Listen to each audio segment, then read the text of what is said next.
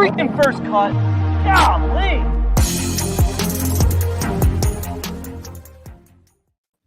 Welcome to the First Cut Podcast. I'm Rick Gehman, and this is your round one recap for this week's Valspar Championship. Joining me to break it all down, it's Kyle Porter and KP. We technically have an outline for this show, but you and I have just considered throwing it away and narrating the rest of this Gonzaga game until it's over. Yeah, Gonzaga, Georgia State. Do you remember any of the old school Gonzaga guys? Like, wasn't Blake Stepp one of the guys from like the early 2000s? It's the long-haired guy. That was Adam Morrison. Adam Morrison. Okay, that was the first thing that popped into my brain when you said that. Yeah, there were some great like Gonzaga teams and push. You know what's been interesting about this tournament? I used to run an Oklahoma State website covering. Am I on the right microphone, by the way? Yeah. I didn't even check that. Okay. Covering college football and basketball. And so I used to be pretty not dialed into basketball, but I paid attention, and I've watched like one game this year. And the thing that struck me is all the, and this started happening, I guess, a year ago, but the short shorts, they're back. Are you in or out? Oh, I'm in. Well, if I had quads like these kids have, I'd be in on it. That's kind of the thing. I can't pull it off, but I respect the fact that they can.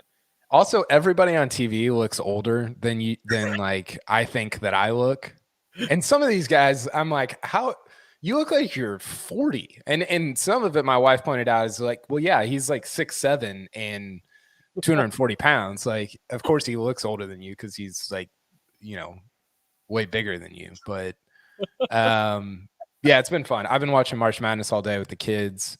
Sneaked in a little Valspar also, so I'm mildly prepared to talk about it. All right, well, we can do the mildly prepared version of round one recap at the Valspar Championship, but we've got a sweat here at the top because Sia Nejad, who has been hot fire with his first round leaders, has given us another sweat. Jacob, do we have the clip? The shot at Mito Pereira at 80-1. I don't like that one quite as much as the first two. Let's go with somebody from the All-V team, and that is, of course, your first round stalwart, Jonathan Vegas at 100-1.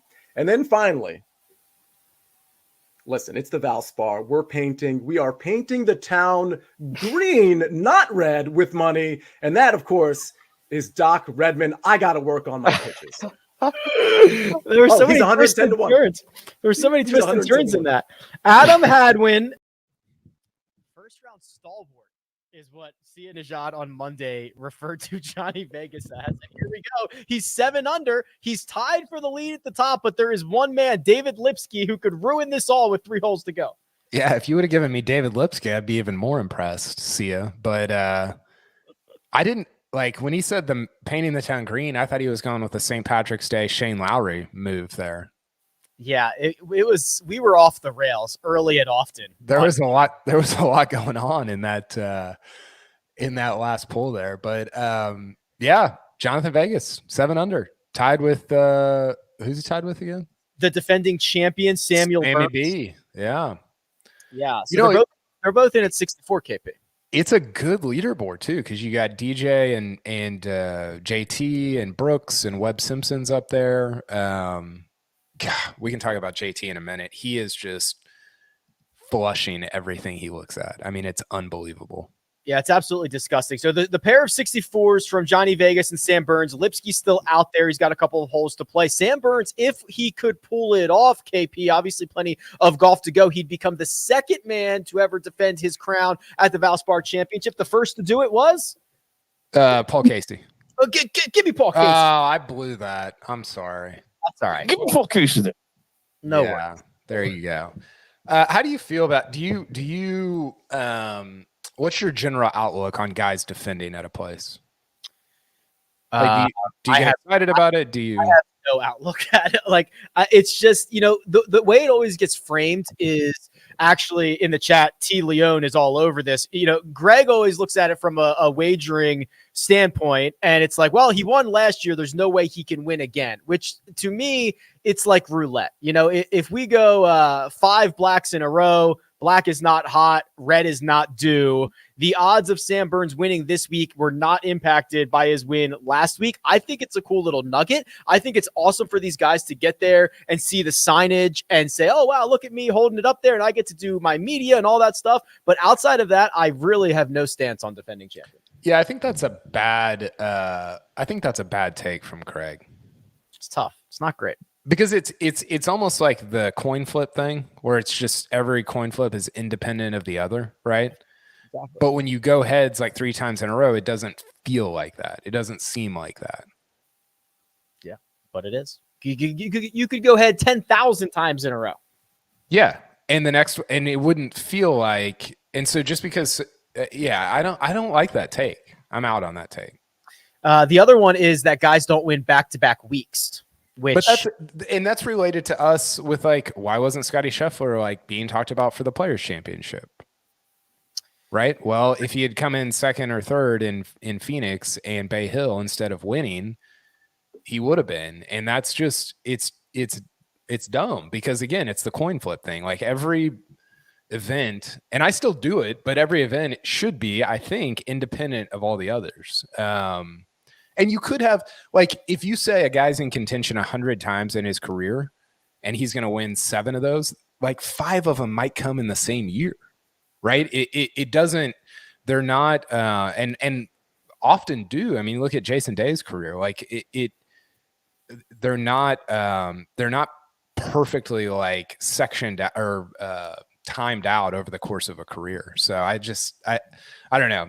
I think that's like such a, mental thing that's like hard to get past, hard to believe that it's not true, but it can't be.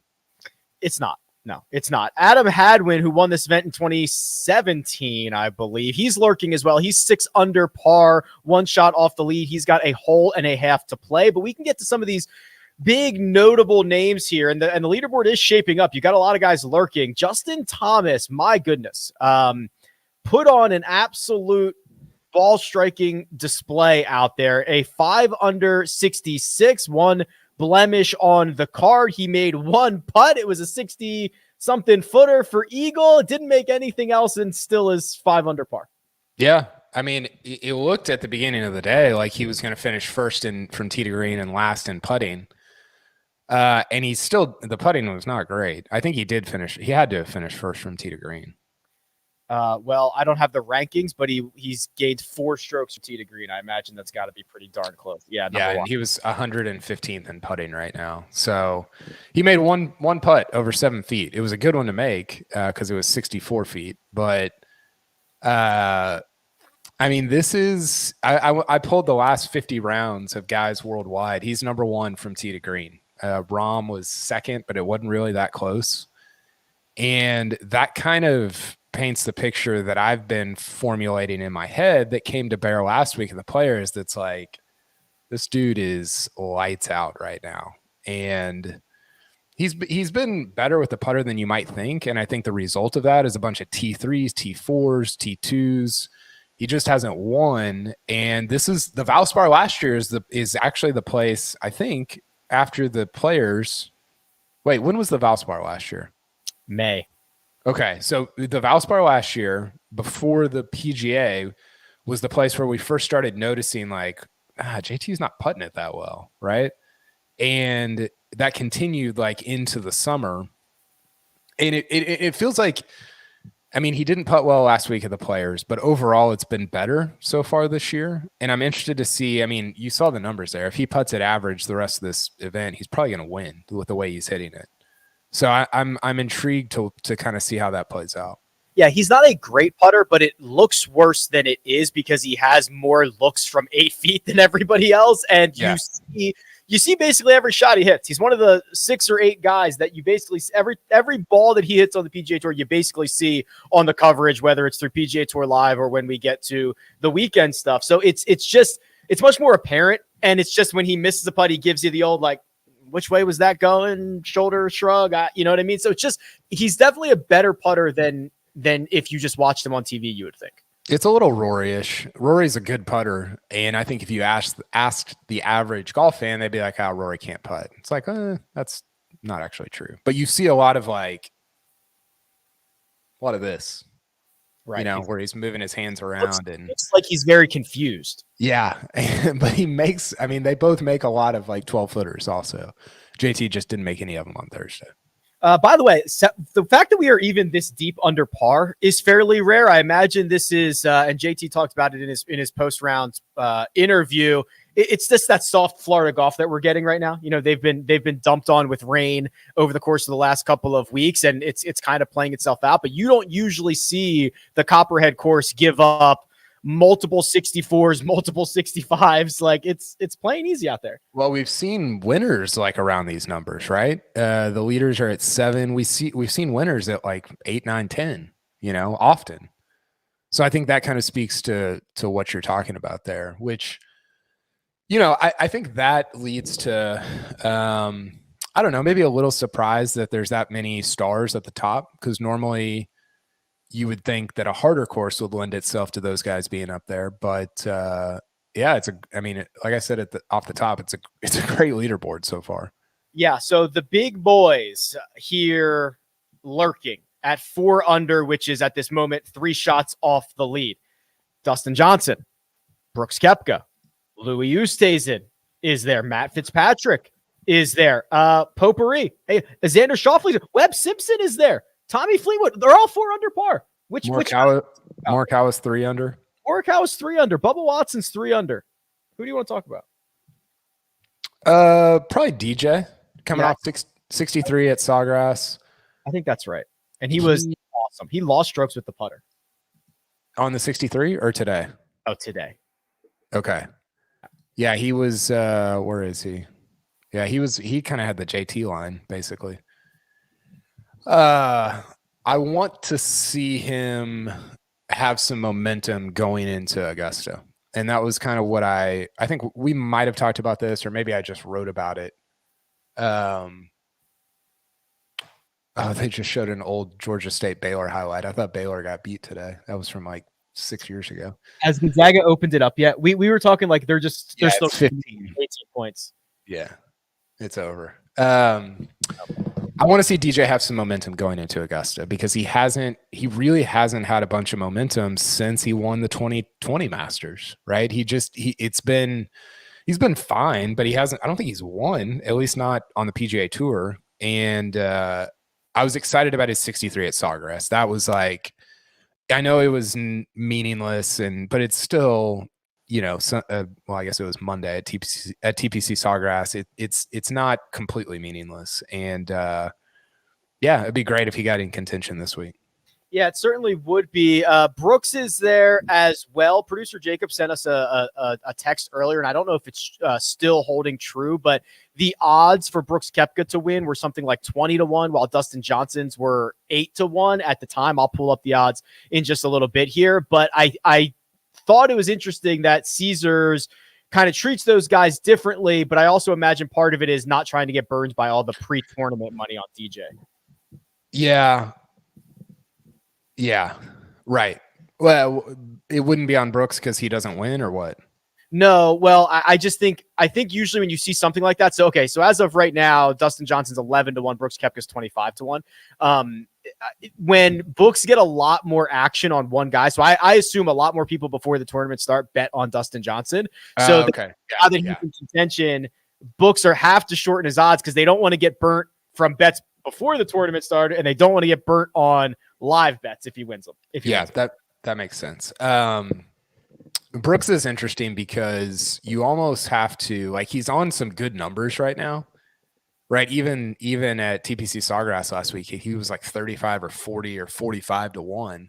Yeah. But he's somebody you have to bet like every single week, because he's going to miss like 6 cuts and then he's going to win. You can't just bet him like twice, right? Yeah, especially because it's so hard now more than ever to kind of figure out where he might play well. Phoenix is an easy one, major championship, sure, but outside of those 5 weeks a year, you have really no idea of what version of Brooks Koepka you're going to get. So yeah, I think most of the wagering industry is you're either like an every week Brooks guy or you're a no Brooks guy ever, and you don't get wiped if he wins 3 times a year. Right. Gonzaga's up 20, by the way. Yeah, jeez, oh man. That was quick. Very quick. What was the line? Producer Jacob probably knows. Jacob, if you know. It's like 22. They might cover. Yeah. No, they will for sure. It's like 22 and a half is what we had. I was about to put an X on the early edge. One of our guys bet it at 22 and a half, minus 22 and a half. I can't get over this Holmgren kid, 34. I said before we went on, he looks like Chesson Hadley out there. He's like, I think he's 7'1" and like 190. Yeah, he's gonna need to put on some muscle at the next level, I assume. But somebody was telling me the other day, my friend Matt was telling me that he's like a top 5 pick.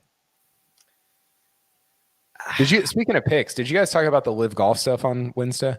Yeah, we did. You want to talk about it? I don't know. Just show me one player. Just give me one player. That's all I want. All right. How about we do this? We're going to dive back into that odds board and figure out who the heck's going to win this golf tournament. We'll give you an update on David Lipsky here in just 1 second. But first, we're going to take a quick break and hear a word from our partners. This is about our legacy.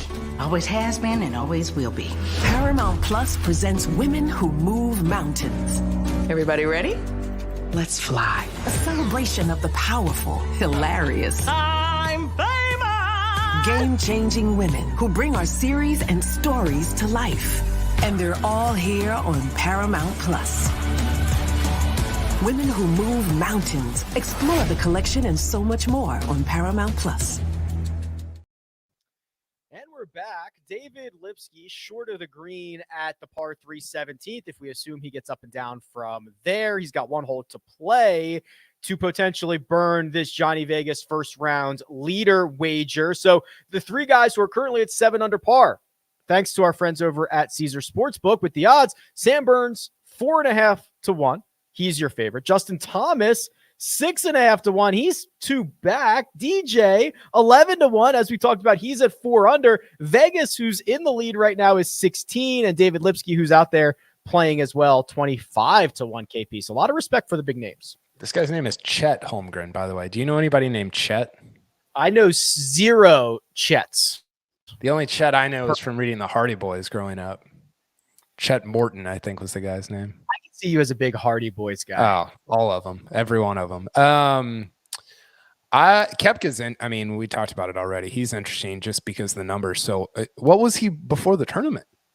Probably 40, dude. They let him slide. There are some stars that they will never move off the top of the board. It took them 2.5 years to move Jordan Spieth finally. And Koepka, they will, like 2 weeks after a bad event, he's 40 or 50 to 1. It's amazing. They must not take a lot of handle on Koepka to move him around like that. Yeah, that's crazy. JT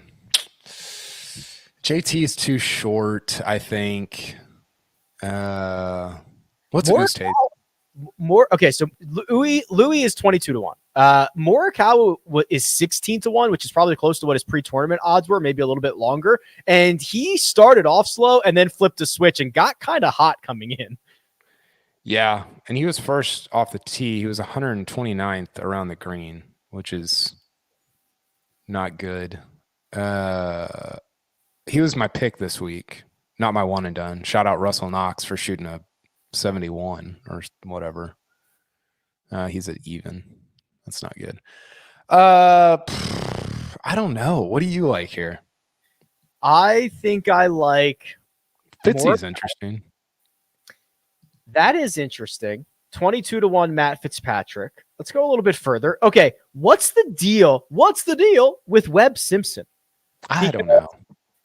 Now, is he back and healthy and feeling it again? Because this should be a good spot for him. And he is 28 to 1. He's 4 under. I know he had a stretch of, he went birdie, eagle 12 through 14, which he's obviously not going to do. But like a healthy Webb is pretty strong here. Yeah, no, I agree. Did he finish at 3 also? Finished at 4. At 4. Yeah, I just don't know that you can trust. I mean, he just hasn't been very good. I think he missed the cut last week. Did, and that was his first start that was the first start since he withdrew before whatever that event he withdrew before with the neck injury. We had not seen him since. Last week was the first start. Woodland's interesting since he's won here and he's been playing really well, which is great. It was great to see. I mean, he kind of dropped off, and that was probably injury related for a while, but Is he? I presume at that number he's 3 under.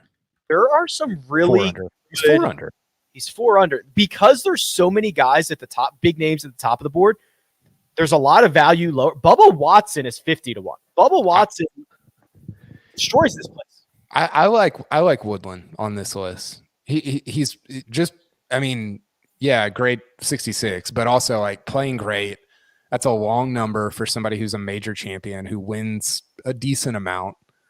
I think if I had to take somebody, and this is still impossible because it's 18 holes in, but I like that number for Gary Woodland.